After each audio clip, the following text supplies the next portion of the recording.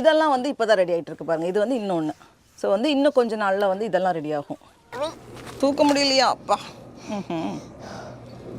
இது வந்து இன்னொரு டைப் பீச்சு. இதில் வந்து விதவிதமான வேறு பீச்சஸ் வச்சுருக்கோம். அப்போ ஒன்று வந்து ஒரு டைமுக்கு ரெடி ஆகும். ஸோ நமக்கு வந்து இந்த டைம் வந்து இவ்வளோ பீச்சஸ் கிடச்சிருக்கு. இந்த மரத்தில் பார்த்தோம்னா நிறைய பீச் ரெடி ஆகிருக்கு, காய்ச்சிருக்கு.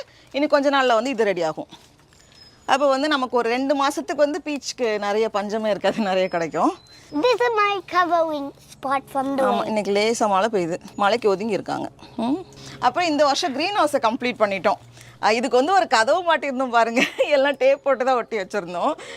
இந்த வருஷம் நம்ம வந்து இதை ஃபினிஷ் பண்ணதுனால உள்ளே வச்சிருந்த பிளான்ஸ் எல்லாமே வந்து ரொம்ப நல்லா வந்துச்சு. அப்புறம் இப்போ வந்து மறுபடியும் நார்மல் வெதர் வந்ததுனால எல்லாத்தையும் எடுத்துட்டோம்.